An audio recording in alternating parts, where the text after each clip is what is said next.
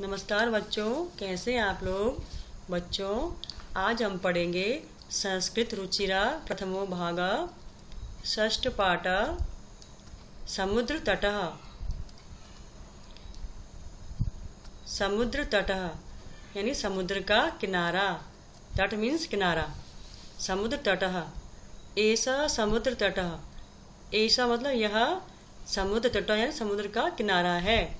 ऐसा समुद्र तटः यह समुद्र का किनारा है। अत्र जना पर्यटनाय आगच्छन्ति। अत्र मतलब यहाँ जना लोग, ये बहुवचन में है। पर्यटनाय यानी घूमने के लिए, आगच्छन्ति आते हैं। यहाँ लोग घूमने के लिए आते हैं। केचन तरंगे क्रीडन्ति। केचन यानी कुछ जो है तरंगे, इन तरंगों के साथ खेलते हैं, तरंगों से खेलते हैं। क्रीडन्ति यानी खेलना। केचना च नौका भी जल विहारम कुर्वन्ति। केचना यानी कुछ जो है, और च मतलब और कुछ, नौका भी, नौका यानी नाव से, जल विहारम कुर्वन्ति जल में विहार करते हैं या जल में घूमते हैं। तेसु केचन कंदुकेन क्रीडन्ति। उनमें कुछ जो है कंदुकेन यानी गेंद से खेलते हैं। बालिका बालका च बालका भी बालका गृहम रचयन्ति। बालिका यानी बहुत सारी लड़कियां, बहुवचन में है। च मतलब और, बालका यानी बहुत सारे लड़के, बालक। बालुका भी, बालू कहते हैं रेत के लिए, रेत से जो है बालुका गृहम, रेत का घर, रचयन्ति यानी बनाते हैं या रचते हैं। तो बहुत सारे जो बालिकाएं और बालक जो हैं बालू यानी रेत से बालू का घर बनाते हैं। मध्य मध्य तरंगा बालुका गृहम प्रवाहन्ति। और बीच बीच में जो है, मध्य मध्य यानी बीच बीच में तरंगा, लहरें जो है बालुका गृहम, बालू यानी रेत के घर को प्रवाहयन्ति बहा ले जाती हैं, बहाती हैं। ऐसा क्रीड़ा प्रचलन्ति एव। ऐसा मतलब यह, क्रीड़ा यानी खेल, प्रचलन्ति एव यह खेल चलता ही रहता है। समुद्र तटः न केवलं पर्यटन स्थानानि, अत्र मत्स्यजीविनः अपि स्वजीविकां चालयन्ति। समुद्र तटः यानी समुद्र का जो किनारा है, न केवल पर्यटन स्थानानि, न केवल घूमने का स्थान है। अत्र यहाँ मत्स्यजीविना यानी मछली से अपना जीवन यापन करने वाले यानी मछुआरे जो हैं भी स्वजीविकाम चालयन्ति अपनी जीविका चलाते हैं। तो यह न केवल जो समुद्र के तट हैं, यह न केवल पर्यटक के स्थान है। अत्र यहाँ मत्स्य जीविना यानी मछुआरे जो हैं, मछुआरे भी अपना स्वजीविका यानी अपनी जीविका चालयन्ति यानी चलाते हैं। अस्माकं देशे बहवः समुद्र तटा सन्ति। हमारे देश में, अस्माकं यानी हमारे देश में जो है, बहव यानी अनेक, समुद्र तटा सन्ति समुद्र के तट हैं, बहुवचन में है। एतेषु मुंबई गोवा कोच्चि कन्याकुमारी विशाखापत्तनम पुरी तटा अतीव प्रसिद्धा सन्ति। एतेषु मतलब इनमें मुंबई गोवा कोच्चि कन्याकुमारी विशाखापट्टनम पुरी तट जो है अतीव, यह बहुत ही प्रसिद्ध हैं। गोवा तटः विदेशी पर्यटकेभ्य समाधिकम रोचते।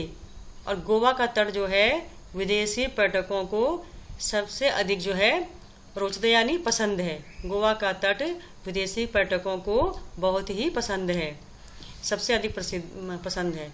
विशाखापट्टनम तटः वैदेशिक व्यापाराय प्रसिद्ध। विशाखापट्टनम का जो तट है वह वैदेशिक व्यापाराय यानी विदेशी व्यापार के लिए प्रसिद्ध है। कोच्चि तटः नारिकेल फलेभ्य ज्ञायते। और कोच्चि का तट जो है वह नारियल के फल के लिए प्रसिद्ध है, यानी ज्ञायते यानी जहाँ जाता है या प्रसिद्ध है। मुंबई नगरस्य जुहू तटे सर्वे जना स्वैरम विहरन्ति। और मुंबई नगर का जुहू तट जो है उसमें सभी लोग जो है अपनी इच्छा से या बिना रोक टोक के, स्वैरम यानी बिना रोक टोक के, विहरन्ति यानी विहार करते हैं या घूमते हैं। तो मुंबई नगर के जुहू तट में जो है लोग बिना रोक टोक के घूमते हैं। चेन्नई नगरस्य मिर्ना तटः देशस्य सागर तटेषु दीर्घतम। और चेन्नई नगर का मेरिना तट, ये उसका नाम है मेरिना। तो वो तट जो है देश के सागर तटेश यानी सागर के किनारों में दीर्घतमा यानी सबसे लंबा है। आगे देखिए, भारतस्य त्रिषु दिशासु समुद्रतटा सन्ति। भारतस्य यानी भारत के त्रिषु यानी तीनों, दिशासु यानी दिशाओं में समुद्र तट हैं। तो भारत के तीनों दिशाओं में क्या है? समुद्र तट हैं। अस्माद् एव कारणात् भारत देशः प्रायद्वीप इति कथ्यते।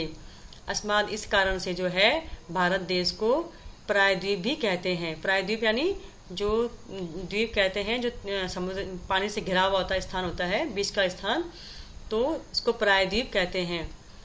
पूर्व दिशायाम बंगोपसागर, दक्षिण दिशायाम हिंद महासागर, पश्चिम दिशायाम च अरब सागर अस्ति।